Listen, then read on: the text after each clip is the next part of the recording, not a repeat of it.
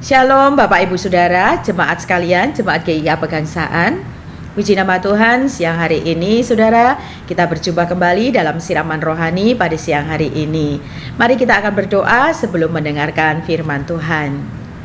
Kami datang kepada Bapa di surga dengan penuh ucapan syukur buat kebaikan Tuhan, penyertaan Tuhan dan pemeliharaan Tuhan.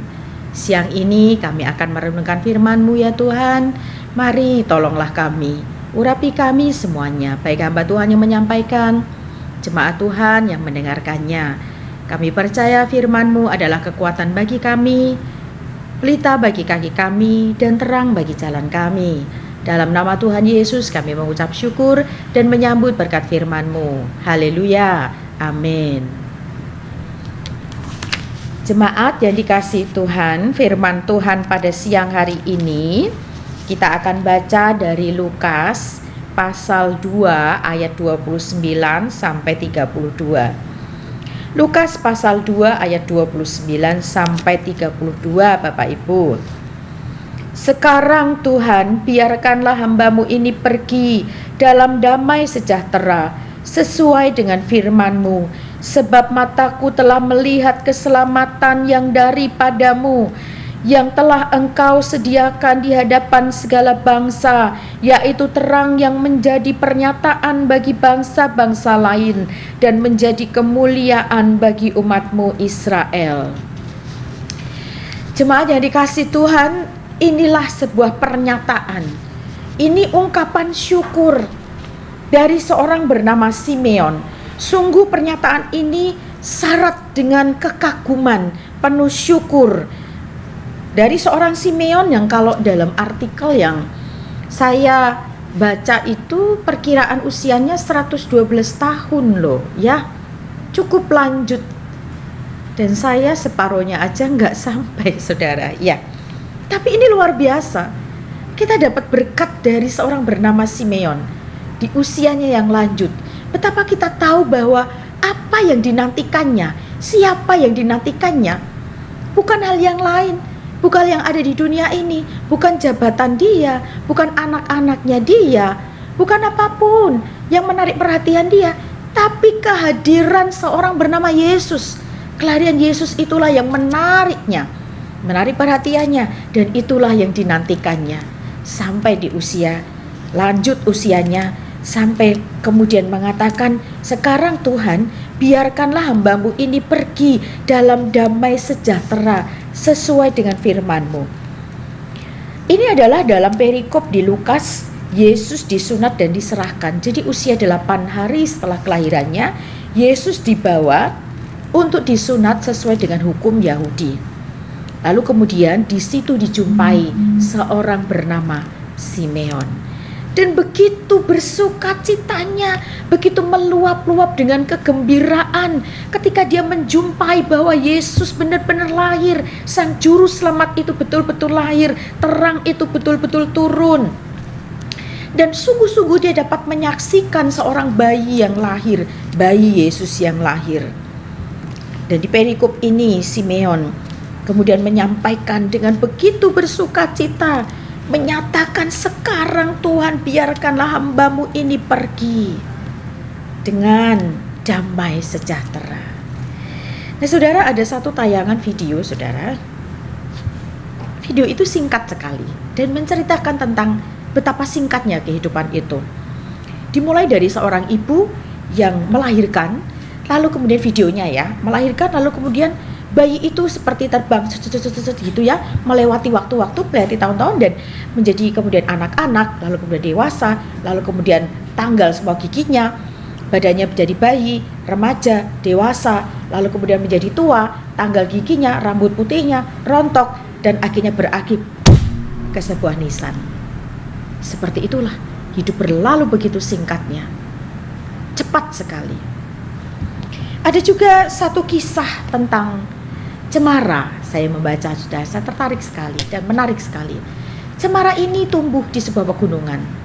Dia berada di tengah-tengah pohon-pohon yang besar. Ketika dia menyaksikan banyak pohon ditebang, dia iri saudara. Aduh, kok aku dijamin aja, aku dicuekin aja gitu ya. Kayaknya ada yang salah dalam diriku. Tapi pohon itu tetap ada di situ. Angin, hujan, ya, musim dingin tiba, musim semi tiba, musim panas tiba, musim gugur tiba.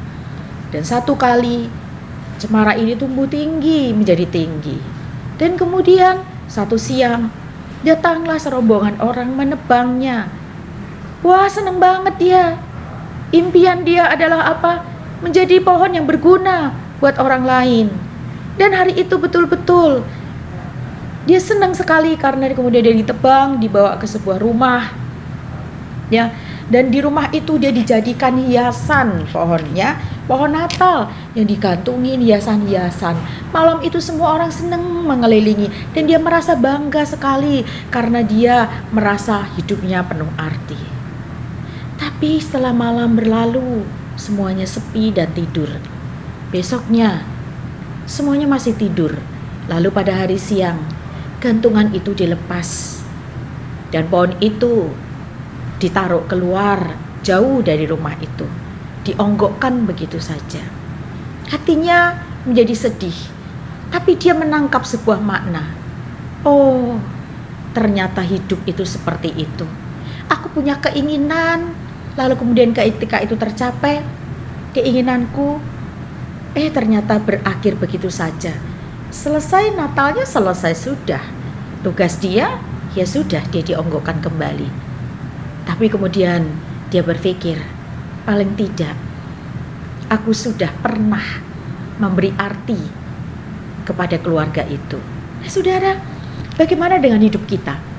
Seorang bernama Khairil Anwar menuliskan bahwa hidup ini sekali, ya, berarti sesudah itu mati. Ya, singkat, berarti setelah itu bisa dilupakan. Hidup itu begitu. Kita bisa berjumpa, kita bisa berpisah.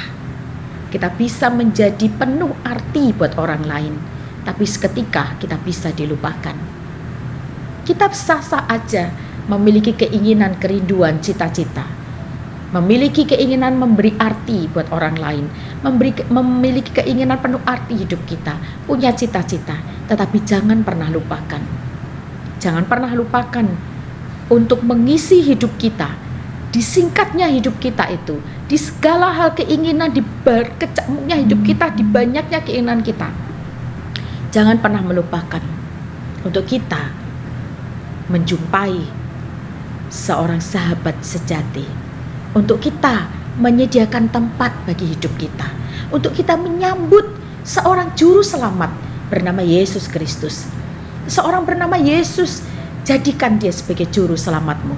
Sebenarnya dalam hidup ini tidak ada hal yang lain yang lebih berarti, yang jauh lebih berarti daripada menyambut Yesus, menghadirkan dia di dalam hidup kita, memberinya tempat yang pertama untuk berdaulat atas hidup kita, menantikan dia dan menjadikan dia Tuhan dan juru selamat kita. Sangat pas sekali setelah kita merayakan kebangkitan Tuhan, kemudian kenaikan Tuhan Yesus, dan kita sedang menantikan Yesus datang yang kedua kali. Maka apapun yang menjadi kerinduan saudara, cita-cita saudara di hidup yang sesingkat ini saudara, mari terus bukalah hatimu. Jadikan Yesus sungguh-sungguh sebagai Tuhan dan Juru Selamat dalam hidupmu. Tuhan Yesus memberkati. Mari kita berdoa. Tuhan, terima kasih. Mungkin ada di antara jemaat Tuhan yang hari ini merasakan, hidupku begini-begini aja, biasa-biasa aja.